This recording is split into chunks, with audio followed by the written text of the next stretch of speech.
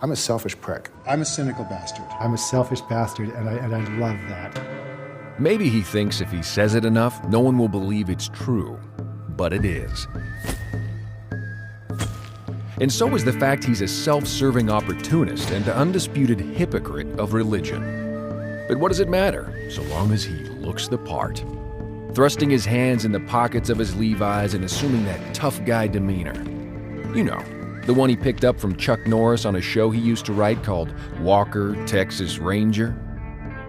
And the one he assumed when resigning from a church, thereby getting himself a profile in the New Yorker. All of which is doubly ironic since the author of said profile never even knew Haggis was affiliated with that church until he resigned. Well, even more than that, and this pretty much word for word, when Haggis asks why the New Yorker wants to know about the Church of Scientology, the New Yorker replies, deadpan, telling it like it is. Well, no one knows who you are. We're only writing about you because of Scientology. And that's the true story of how Paul earned his latest moniker, the one that reads, Haggis the Apostate. It's the opening sequence of the whole Haggis melodrama. How he resigns because the church would not involve itself in political action vis-a-vis gay marriages then under fire from California's Proposition 8. Of course, the church cannot legally involve itself in any political issue, and Haggis well knows it. He also well knows the church has no policy whatsoever on such issues and in fact welcomes everyone of any persuasion. But to fathom the depths of Haggis's hypocrisy, one has to ask, why didn't he resign from the Catholic Church in which he was raised and return the awards given him? Or for that matter, why is he still working with a Catholic priest on an orphanage for little kids in Haiti? But for the final twist of irony, one also has to consider what the critics were saying about his film Crash. Namely, that it only took an Oscar because certain members of the Academy weren't too comfortable casting a ballot for Brokeback Mountain. Hence, here is Haggis quitting the church over a bogus gay rights controversy, then keeping mum when it comes to the fact he essentially rode an anti-gay backlash to grab his prized Oscar. But be that as it may, the fact remains Crash continually rides top 10 lists of the worst films to ever win Best Picture Oscars. The Buddy in question is a D-list character actor and all-around never was. He hadn't done a film in 10 years, but he does have one credit on his resume that talks to Paul Haggis. He's the poster child for the apostate cult Haggis recently joined. It's headed by a good old boy in Texas known as Kingpin Rathbone. Kingpin himself plays a starring role in the Haggis drama as Paul's guru and the mouthpiece who originally leaked the Haggis resignation letter all over the internet.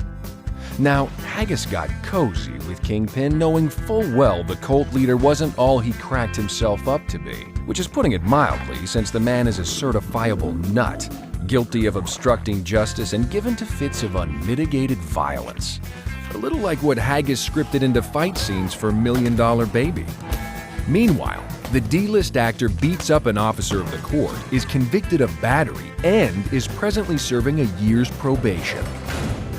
He's also under investigation for another assault, this time for hammering his own house guest. But seeing as the D-list actor is Kingpin's apostate poster child and resident celebrity, and seeing as Kingpin is also Paul's new guru, Haggis casts the actor as a cop in The Next 3 Days. The actor's performance is unanimously panned. Not that it matters, as the film pretty much vanished from theaters in less than 3 days, leaving Haggis with reviews like, he misplaces loud voices for drama. Nothing says I'm Paul Haggis as when he plays late-night huckster of dental hygiene equipment. It's a consummate role and a defining moment in his latest writer-director outing. It stars an unwitting Russell Crowe, who Haggis scripts as pitchman for the 30-second smile electric toothbrush. It's a scene that's fraught with symbolism, which is the essence of true cinema. 3 days, a 30-second smile. What does it all really mean? It means Paul Haggis was throwing another bone to an old pal. Because it just so happens Paul's old buddy, the mouthpiece of the fly-by-night toothbrush company and beneficiary of that Russell Crowe toothbrush scene, is a fellow apostate. All of which, by a turn of the wheel, brings us to the crux of the matter. Did Haggis tell Mr. Crowe he pimped him out in the name of product placement for a cult buddy? And did that same said cult buddy pay a product placement fee? Well, for that matter, did Haggis even tell his producers he was hustling a toothbrush for a friend?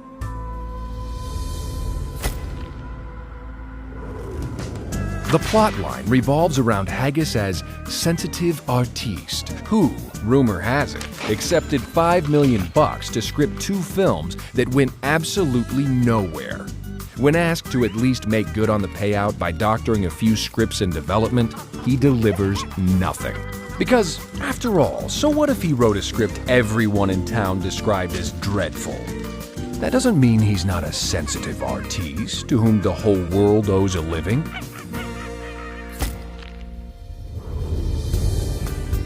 Now, this one's kind of a road story. It's all about Haggis conniving a seat on a church-chartered humanitarian flight out of Haiti. It's another complex role, inasmuch as he's already resigned from the church when he boards the plane. But what the heck?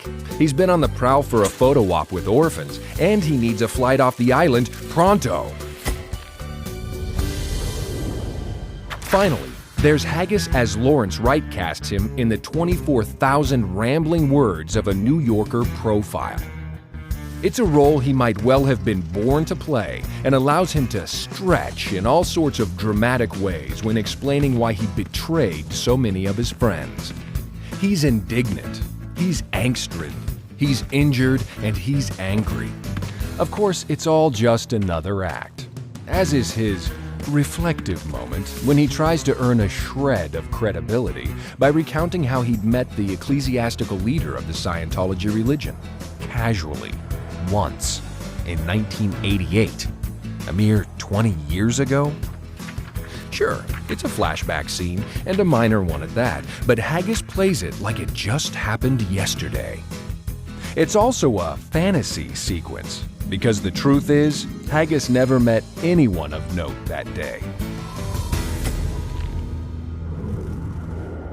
But that's not all she wrote for Paul Haggis, not by a long shot. Because just when you think he's played his last, here comes the denouement. It's the scene wherein all principal characters finally reveal themselves for what they are. Haggis, his apostate buddies, and the leader of their cult, Kingpin Rathbone. It's another filmic moment fraught with irony and deep significance.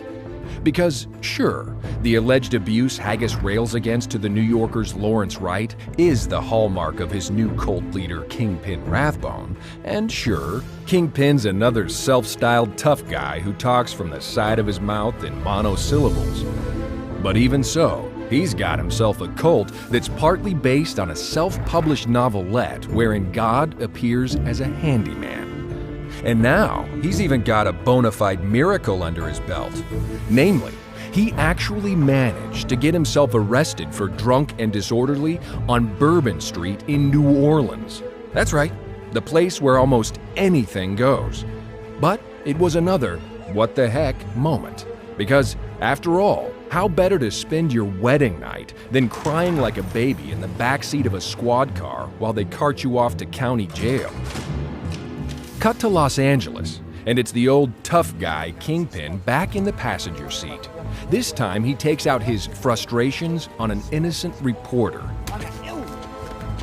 The first door slam might fall under the category of bullying, but the second, and then the third, that's proof he's still the same unhinged and sadistic psychotic he's always been. So no, Kingpin Rathbone may not have a lot of self-control, and his cult, at best, counts only about a half-dozen misfits. But all the same, as we fade to black and the credits roll, They at least now got Paul Haggis.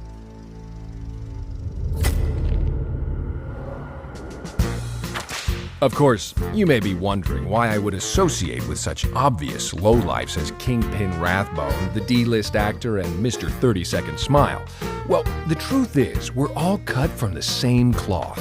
Take, for example, the fact that Kingpin shoved a fist in his wife's face and later left her in the middle of the night without a word. He also nearly killed his best good buddy with his bare hands. But we've all had days like that, haven't we? Then again, that best good buddy abandoned his wife too. And the next time he saw her, he beat her up. But hey, that's nothing new. He's beaten up at least 3 other dames before.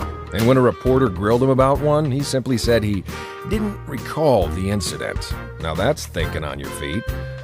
And let's not forget my other new pal, the used furniture salesman. He admitted to a reign of physical abuse he and Kingpin Rathbone inflicted on fellow workers. And he's also got away with the ladies, dragging his wife around by her hair, stealing her car, and leaving her without even saying goodbye. Then there's my pal who left in my old Alfa Romeo. Well, actually, his wife paid for it, and he likewise dumped her in the middle of the night, and likewise took the car, leaving her a pack of bills to pay too. But of course, none of this bothered me. You see, I've been known to get physical from time to time. I even attacked my own sister, and I'm not talking about when we were little kids. I also dumped my first wife and dragged her through a messy 9-year divorce and custody battle. Oh, and I almost forgot. While working with Lawrence Wright, I left my second wife too, and gave her a New York apartment worth a pretty penny so she wouldn't say anything. You know, have to keep up my image. And then again, there's my new good friend, the D-list character actor. His misdemeanor battery rap didn't bother me in the least when I cast him as a cop in the next 3 days. Neither did his betrayal of those who had a hand in saving his life. The church staff members who, for nearly a month, spent 12-hour shifts providing comfort to the actor and his family while he was in intensive care, recovering from a severe car crash. The actor said it saved his life. It makes perfect sense that he now is betraying his former friends. After all, so am I.